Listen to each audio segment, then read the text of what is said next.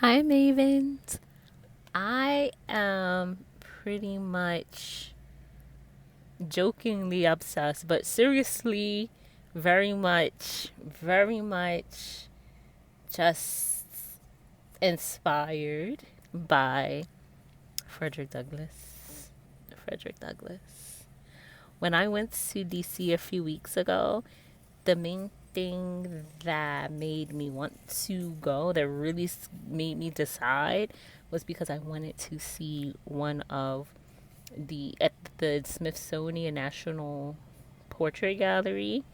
They had this really awesome piece, which was a film, on display, and it was soon going to be um, taken out, taken off display, or however you say it.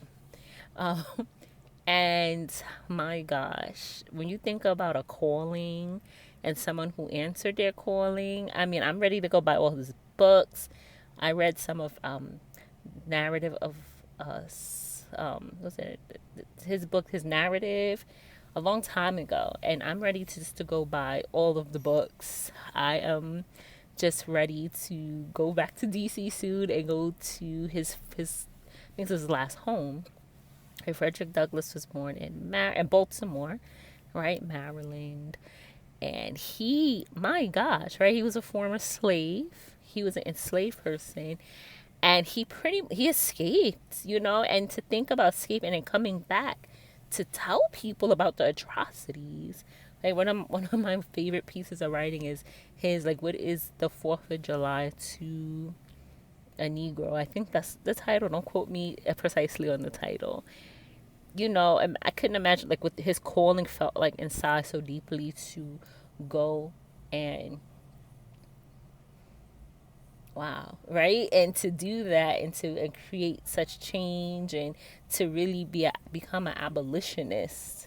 And one of the things also very much so fascinated me about his childhood, which I remember from his narrative, was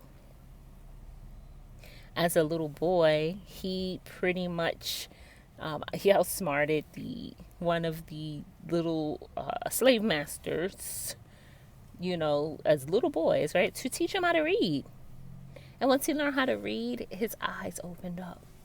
And this sticker I got not from DC or anywhere, but it was totally from another thing. Some of you may know I am a voting member of my local community board, and this sticker, it says, "Once you learn to read, you will forever be free."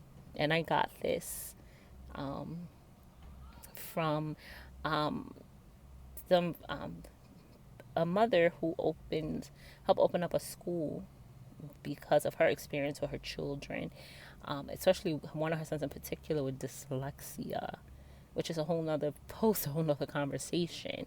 And that's literacyacademycollective.org. But I got this. This was before I even went to DC, and I just keep it's a sticker. I don't even stick it on anything. It's still stuck to the paper. And I see his family, Frederick Douglass family, still does a lot of that work. And I believe they do work right now on pretty much like human trafficking. So, I mean, my God, when you think about some of the things we go through day to day, and then you think about Frederick Douglass, you know, just answering your calling, fighting through it. I mean, this man put his life on the line. And here I am in this day and age. I'm just obsessed with Frederick Douglass.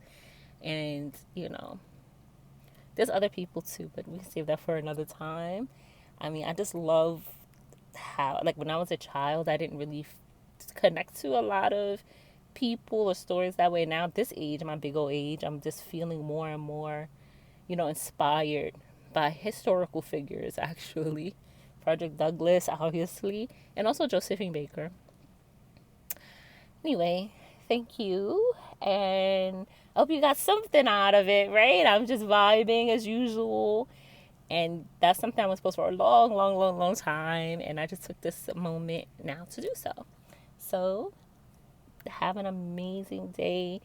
Just go with your flow, Mavens, and just keep moving. And whatever you're called to, whatever nudges you get, go for it and keep going. All right? Because he was out here doing that in totally different conditions. Okay? All right. Later, Mavens.